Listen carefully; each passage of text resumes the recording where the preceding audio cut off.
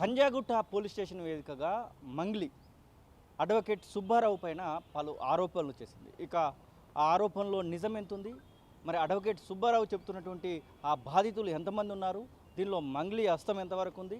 మంగ్లీ చెప్పినటువంటి మాటల్లో నిజం ఎంత ఉంది? అడిగి తెలుసుకుందాం. మనతో పాటుగా అడ్వకేట్ సుబ్బారావు పంజాగుట్ట పోలీస్ స్టేషన్లోనే ఉన్నారు. మీరు మళ్ళీ పంజాగుట్ట పోలీస్ స్టేషన్కి వచ్చారు, అసలు ఎందుకు వచ్చారు ఇక్కడికి? అయితే నిన్న ఏదైతే మంగ్లీ చేసినటువంటి వ్యాఖ్యలు ఉన్నాయో, నిరాధారమైనటువంటి నిరారోపణలు ఏవైతే ఉన్నాయో వాటికి సంబంధించినటువంటి వాటి మీద కేసు పెట్టడం జరిగింది.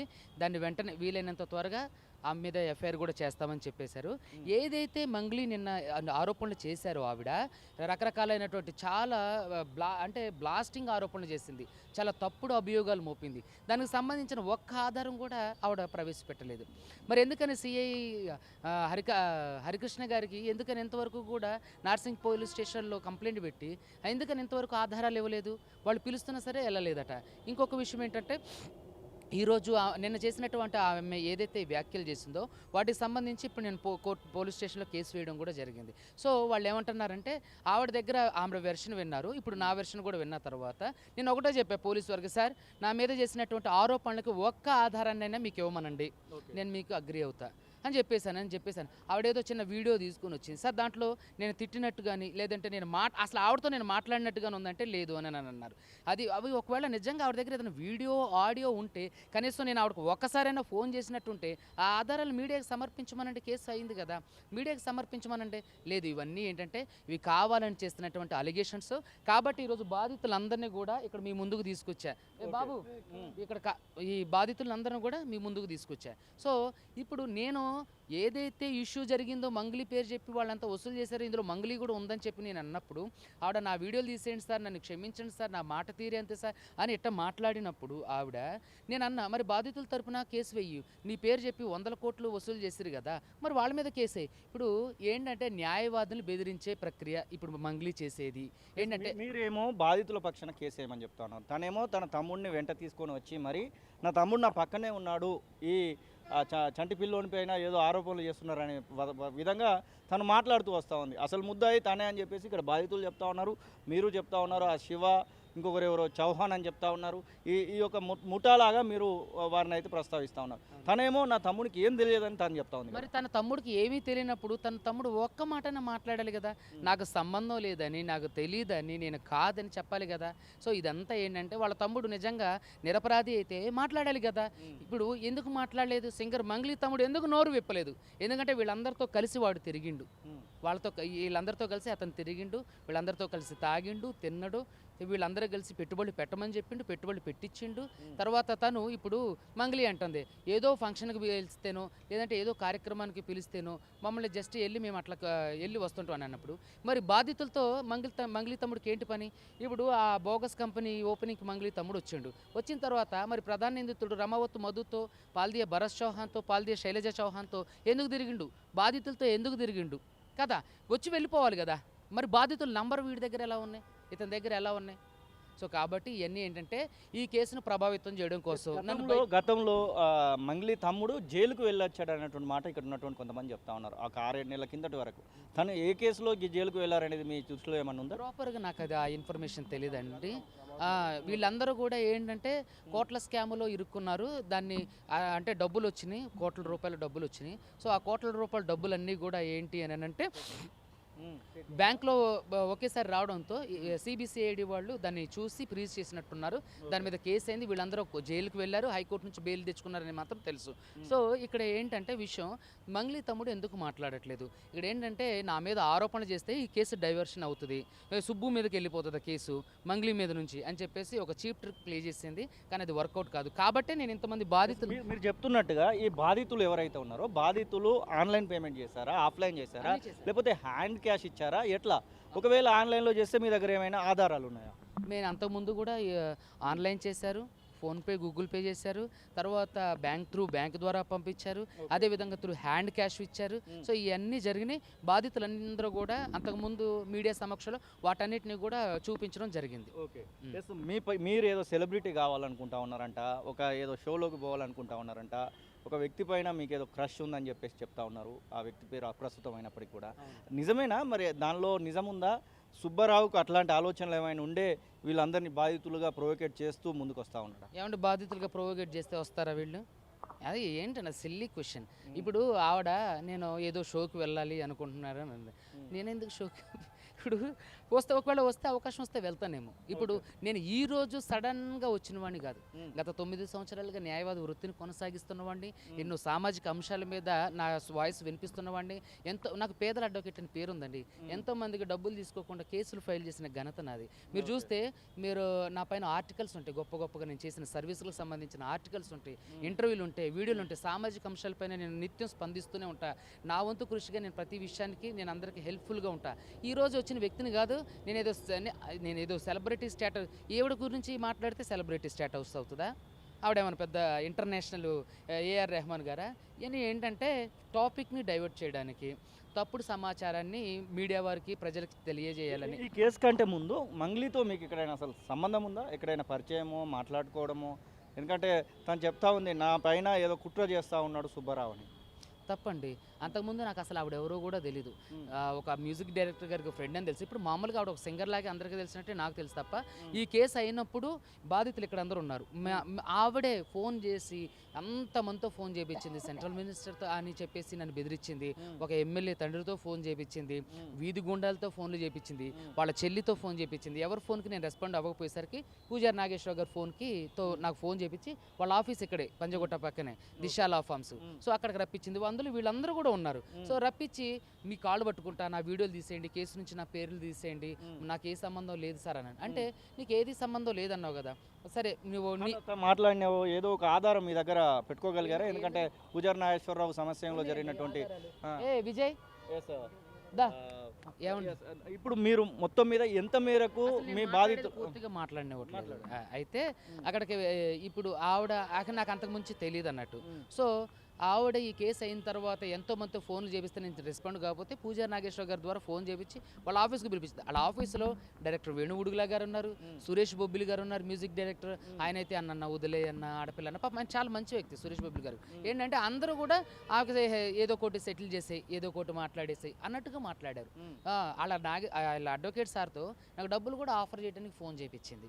సో ఇట్లాంటి అన్నీ కూడా మంగళి చేసే పనులే ఇవి. సో వాళ్ళ గిరిజనులే ఎంతోమందిని ఈరోజు మీడియా ముందుకు తీసుకొచ్చా, వాళ్ళు కూడా మాట్లాడారు. సో ఏంటంటే 80% గిరిజనులే ఉన్నారు. అంటుంది నేను ఒక బంజారా ఆడబిడ్డని అని ఏవో చెప్తుంది. అవన్నీ ఎస్టీ కార్డు యూజ్ చేస్తుంది, బంజారా కార్డు యూజ్ చేస్తుంది. ఇవన్నీ కూడా పూజారి నాగేశ్వర గారు ఆఫీస్ దగ్గర మేము ఉన్నది, ఆమె కారు డ్రైవర్ వీడు. అది ఎన్ని రోజుల కిందట జరిగింది? మార్చి 22 మంగ్లీ కారు. మనం ఆఫీస్లో మీరు దిగిన ఫోటో పెట్టి చూపించండి మీడియాకి. మంగ్లీ ఈ బాధితులతో కూడా ఫోటోలు దిగిందా? బాధితులతో ఫోటో దిగలేదండి, సెటిల్మెంట్కి పిలిపించింది.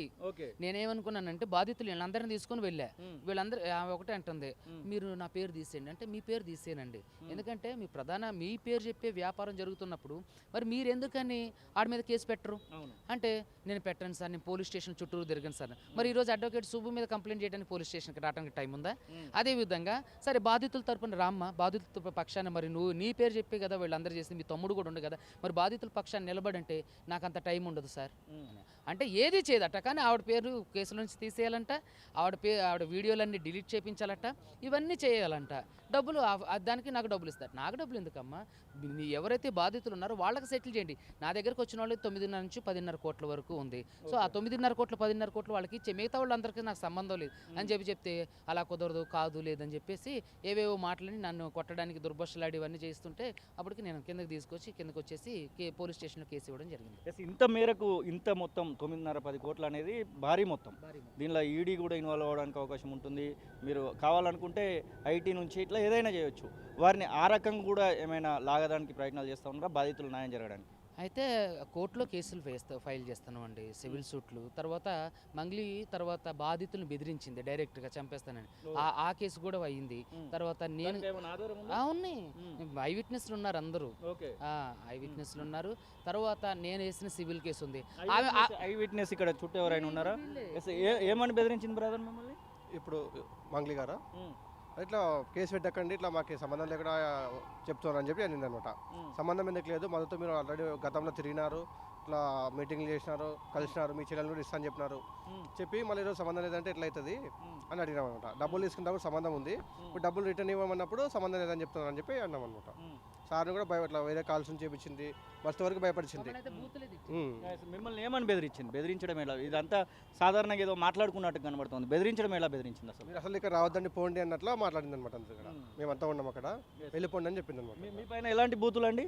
ఇక ఇవన్నీ కూడా అది. సో కాబట్టి ఏంటంటే ఆవిడే అన్నీ చేసి ఆవిడే ఏదో విక్టిమ్ కార్డు యూజ్ చేస్తుంది. నేను బంజారా ఆడబిడ్డనండి, ఏమండి నేను కష్టపడి ఇట్లా మోసాలు ఇన్ని చేస్తే అట్లే ఏదో చెప్పుకోవడానికి అంతే.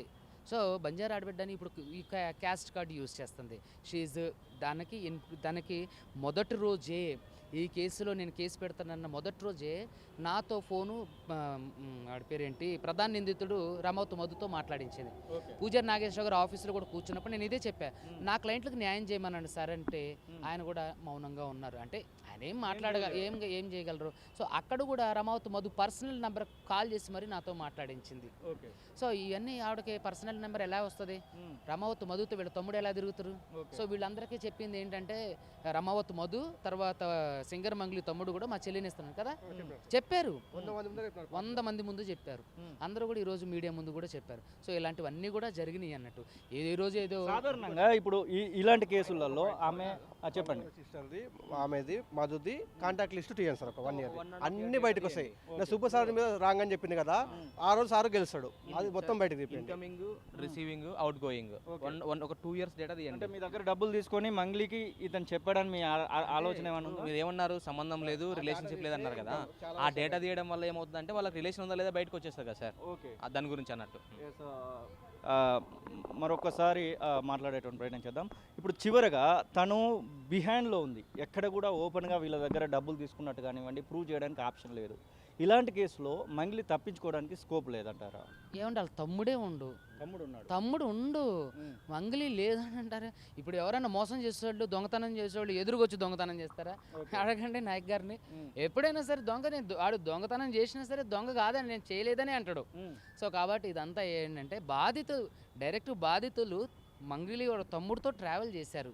మంగ్లీ వాళ్ళ తమ్ముడు ఒక వ్యక్తి దగ్గర, అది మన దగ్గర ఆధారం లేదు, ఒక 30 లక్షలు ఇచ్చానని చెప్పి డైరెక్ట్గా మంగ్లీ తమ్ముడికి శివాకి ఇచ్చినట్టు కూడా చెప్తున్నారు. సో వీళ్ళంతా ఏంటంటే ఇప్పుడు మంగ్లీ తప్పు చేయకపోతే నన్ను ఎందుకు సెటిల్మెంట్కి పిలుస్తుంది? నాకెందుకు 100 సార్లు ఫోన్లు చేస్తుంది? మీకు చూపిస్తా చూడండి. మంగ్లీ నాకు ఎన్నిసార్లు ఫోన్ చేసిందో తన డేటా.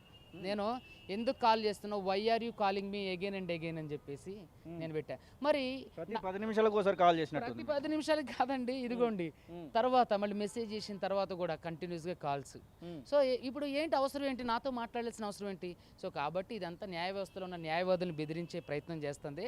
కానీ ఎవరో అదర్రో బెదర్రో ఖచ్చితంగా మంగ్లీని జైలు శిక్ష పడేటట్టు చేస్తాం. విట్నెస్లు అందరూ ఉన్నారు, విట్నెస్లతో పాటు వాళ్ళ దగ్గర ఆధారాలు కూడా ఉన్నాయి. డైరెక్ట్గా నన్నే బెదిరించింది, నన్ను బూతులు తిడుతూ మాట్లాడింది. సో ఇవన్నీ కూడా నేను పోలీస్ వరకు ఇచ్చా. మరి మంగ్లీ చేసిన ఆరోపణలకు ఒక్క ఆధారాన్ని అయినా మీడియాకి ఎందుకు ఇవ్వట్లేదు? ఇవ్వమనండి, ఇప్పుడు నేను చూపించా, అట్లా చూపించమనండి మరి.